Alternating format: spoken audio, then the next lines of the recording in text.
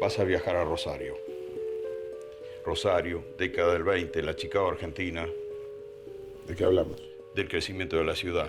Los barcos, el puerto, la prostitución, los gringos, la mafia. La Chicago argentina. La Barcelona argentina. Barcelona. Los anarquistas. Bien. Alvear. Los demócratas progresistas, de la Torre, los frigoríficos, los ingleses. Los anarquistas, la guerra, las trincheras, la revolución rusa, los gringos, los rusos, los fascistas, los anarquistas, Irigoyen, Uriburu, los fascistas, las balas, los muertos. Anarcosindicalismo rosarino. Precisamente. Perfecto. Supongo que nunca oíste hablar de Penina. Supones bien. Joaquín Penina, un militante secuestrado en forma ilegal. Ningún tipo de proceso. Complicidad del Poder Judicial. Una dictadura militar que condena a muerte a opositores. Un detenido que desaparece y termina en una fosa común o en el fondo del río. ¿En qué año? 1930. El primer desaparecido. Lee.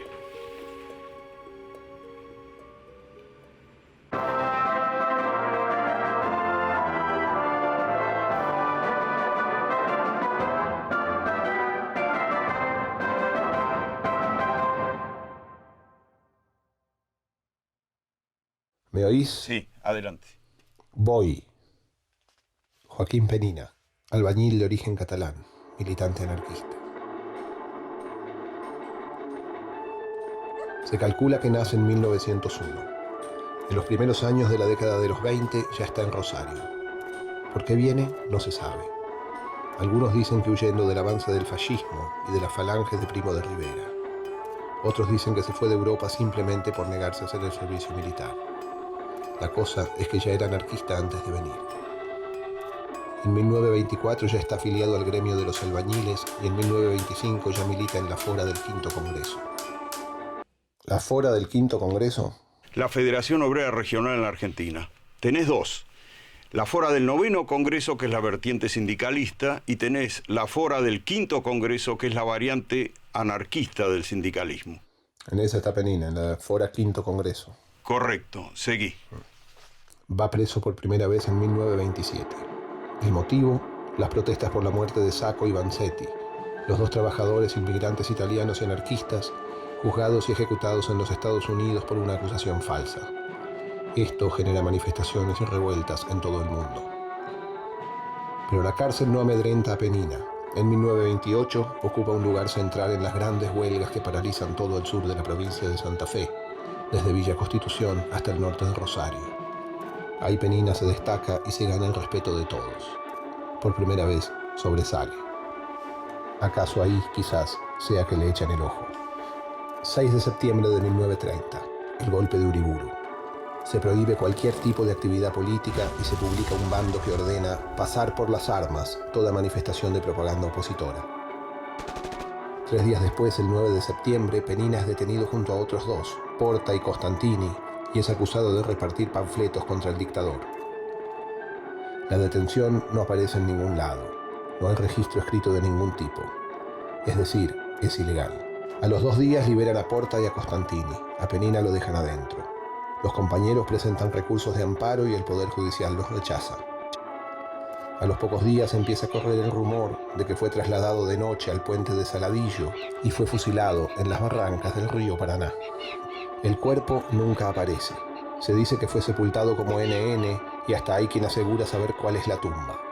Pero lo cierto es que nunca más se lo vuelve a ver ni vivo ni muerto. Y no hay ningún registro ni testigo de su fusilamiento. ¿Y cómo lo escuchaste? Ok. Entonces fuiste a Rosario. Fui a Rosario.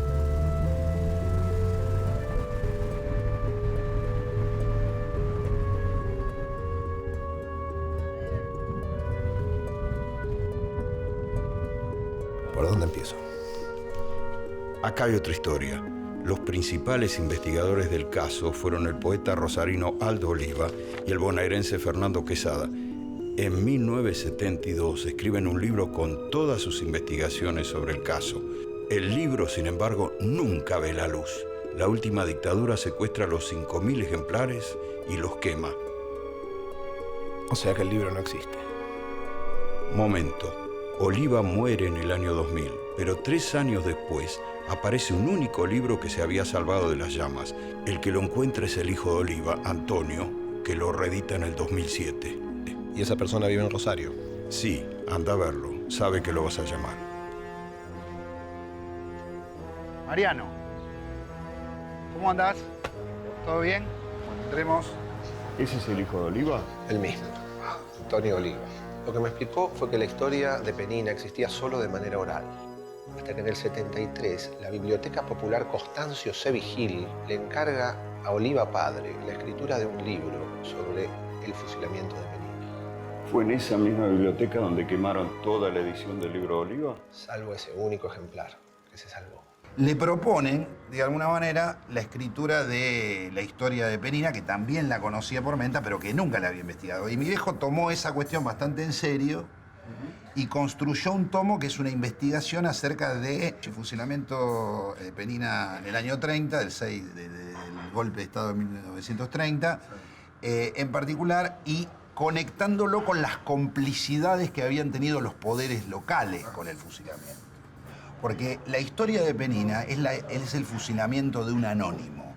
De un anónimo, digo, de un obrero que ni siquiera es dirigente. ¿Qué es lo que cobra mayor dimensión de todo esto? Primero, que es el primer desaparecido de la Argentina.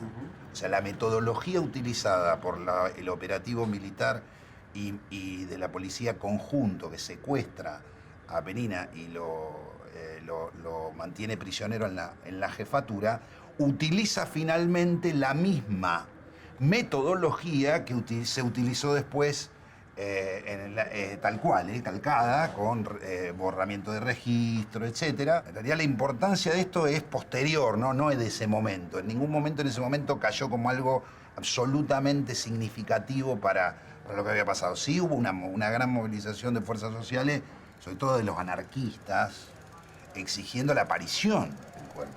Los anarquistas. Los anarquistas. El lugar donde existe el anarquismo y la idea libertaria, donde arraigó en el movimiento obrero, es básicamente Cataluña, ¿no? Cataluña, el sur de Italia. Qué sé yo. Vienen de allá, vienen siendo anarquistas y ya vienen con la idea de la conexión, por lo menos en el caso de Penina, vienen con la idea no solamente de militar en un sentido genérico en el anarquismo, sino con conexiones políticas concretas donde ir. No solamente políticas, sino laborales concretas. Es decir, no es un problema, no es una red improvisada.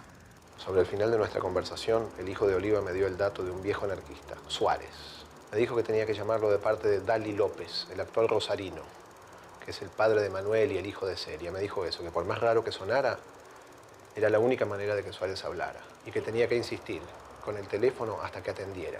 Me dijo que era un hombre mayor. Muy lúcido, pero muy mayor. Hola. Hola, sí. Buenos días. ¿Qué tal? Yo lo llamo de parte de Dali López. Dali López. Dali López, el actor. Es el papá de Manuel y el hijo de Clelia. ¿Lo encontraste? Me dio cita 3 días más tarde. ¿Y qué hiciste todo este tiempo? Me dediqué a dar vueltas por la ciudad.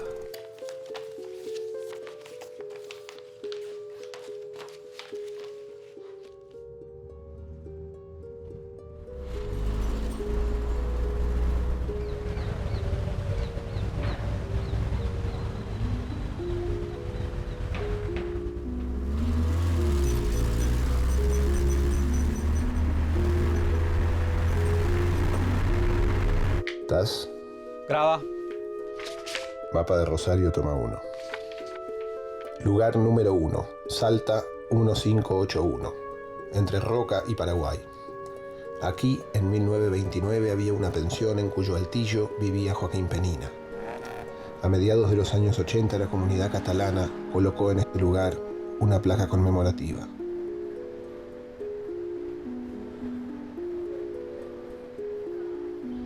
Que hoy no existe más.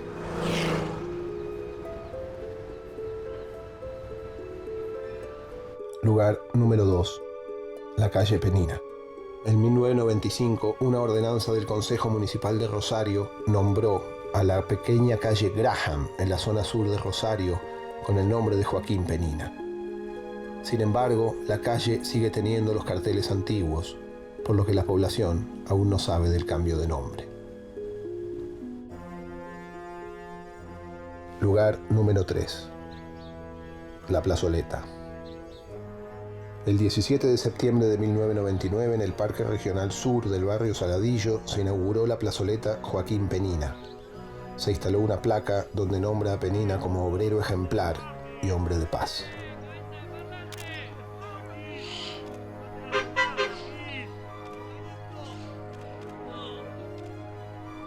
Número 4. El último recorrido. Poco después de su muerte, los compañeros de Penina consiguieron reconstruir el itinerario que siguió la ambulancia que lo transportaba hasta su destino final. Calle Moreno, 2 cuadras al este por Santa Fe. Torrego hacia el sur, varios kilómetros, hasta calle Ayolas.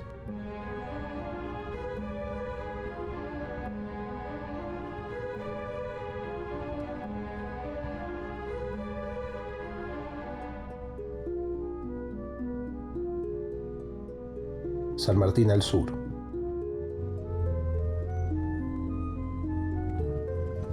Avenida Arijón hacia el río Paraná. Después de cruzar el arroyo Saladillo, tomaron un camino de tierra de Pueblo Nuevo hacia el sureste, hacia el Paraná. Lugar número 5. Las Barrancas. En algún lugar de estas barrancas, en algún momento, entre la noche del 9 y la madrugada del 10 de septiembre de 1930, Joaquín Penina fue fusilado.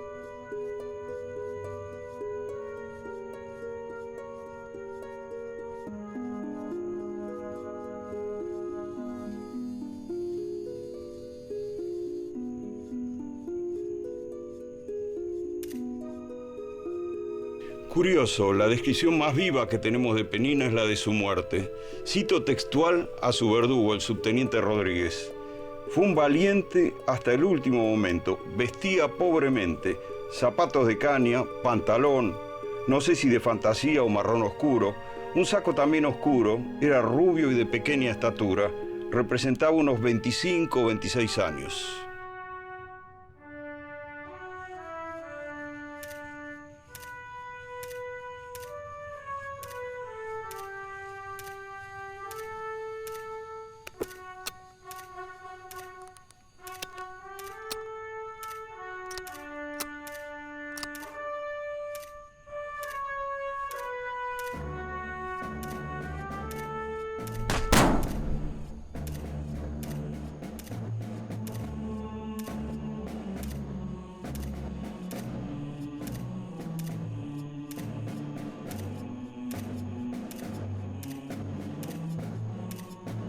No entiendo qué estoy haciendo. ¿Te pones más gel en la cabeza que se te infla el pelo? Sí, por encima no me parezco nada. Sí, bueno, no es lo importante, es una recreación, ¿sí? Sí, eso lo entiendo. ¿Qué sabes? Sé que soy un militante. Un militante. Sí, un sindicalista. Anarcosindicalista. Anarcosindicalista. Y como buen anarcosindicalista sos un lector fervoroso, ¿sí? Bien. Probablemente seas vegetariano, ¿sí? Y probablemente no tomes alcohol. ¿Es seguro eso? Solo probable. Lo que es seguro es que estamos en 1930. Que soy rosarino. Catalán. ¿Pero él no muere en Rosario? Sí, pero era catalán.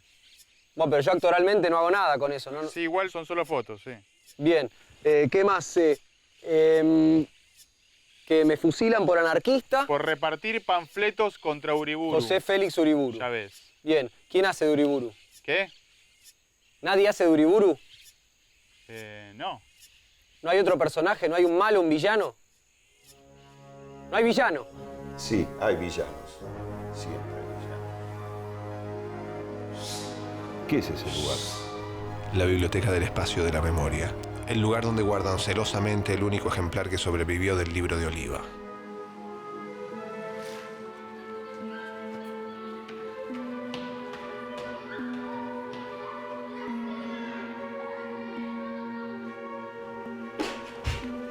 Penina, acá está todo.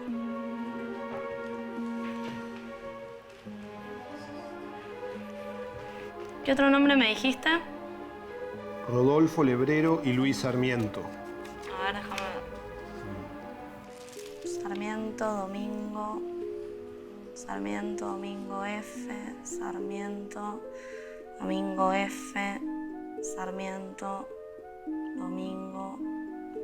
Sarmiento, Domingo Faustino. Domingo F. Domingo F. Domingo F. Domingo F. Domingo F. Domingo F. Domingo F. Sarmiento, Domingo F.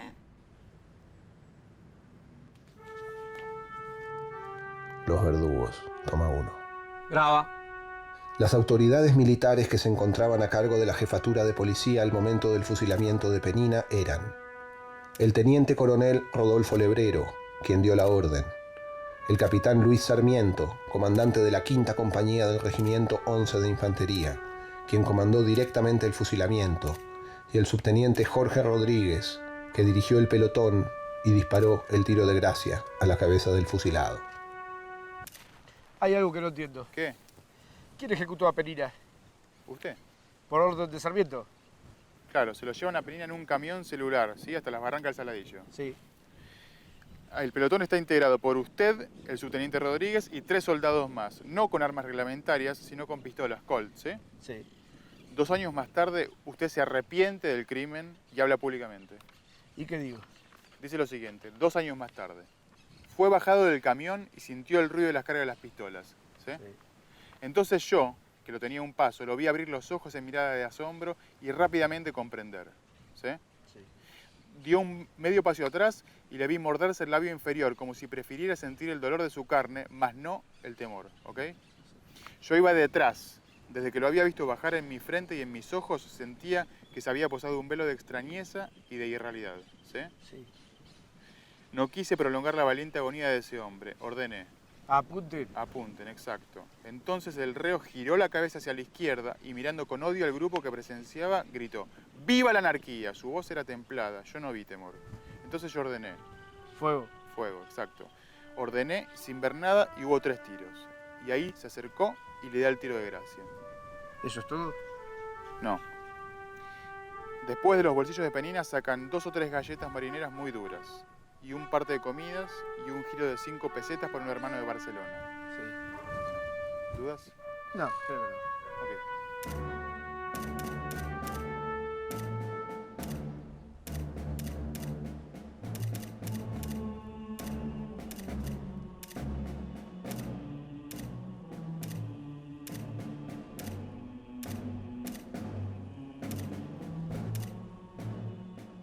El capitán Sarmiento, que dirigió la operación, murió en un atentado en el año 1932, cuando viajaba por una ruta provincial de San Juan hacia el Marquesado. Según la investigación de Quesada, el auto del capitán fue interceptado por 2 personas que lo apuntaron con armas y le gritaron: «Acordate de Penina».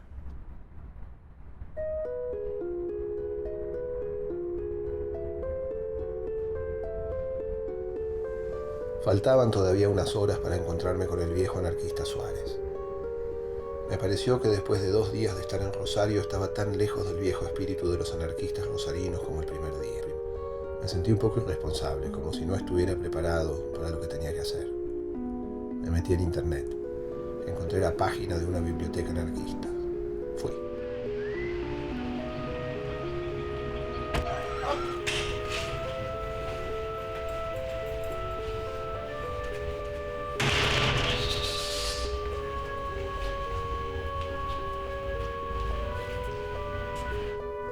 Me dejaron pasar, pero me aclararon que no darían entrevistas. Les dije que no quería entrevistar a nadie, que solo quería estar ahí. Me dijeron que sí. Estuve en la biblioteca varias horas. Vi lomos y tapas de libros. Abrí uno y leí: Ejercer el poder corrompe, someterse al poder degrada. Mijail Bakunin. Lo cerré. Vi otros libros. Vi viejos afiches de propaganda. Vi fotos de próceres y de mártires.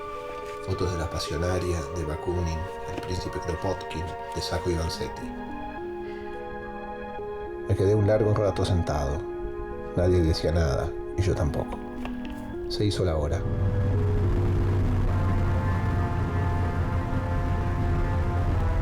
Salí hacia la casa del anarquista. En el camino, a los costados, había barcos repletos de soja, carteles con propaganda política, barrios de emergencia, casinos grandes como aeropuertos.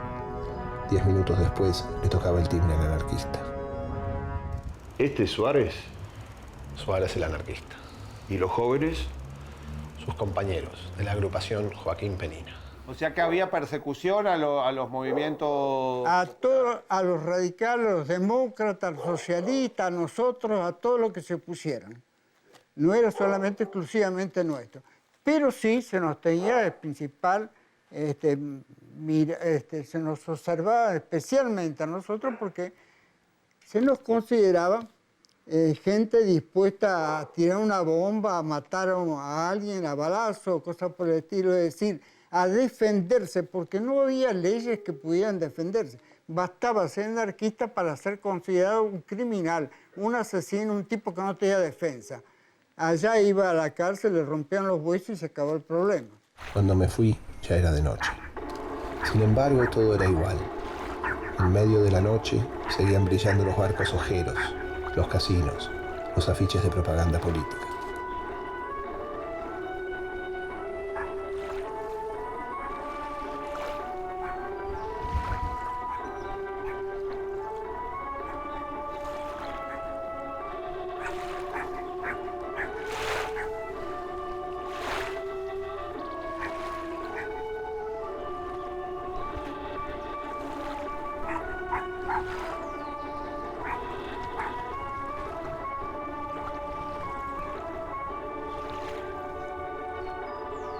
Hay episodios puntuales que funcionan como, retrospectivamente los podemos ver como anticipatorios de otros hechos históricos. Que los militares que derrocaron a Irigoyen, apenas hecho el golpe, mataran a Penina, hicieran desaparecer su cuerpo, nos da como una señal del propósito de todos los golpes, que era frenar las luchas sindicales y borrarlas de la memoria.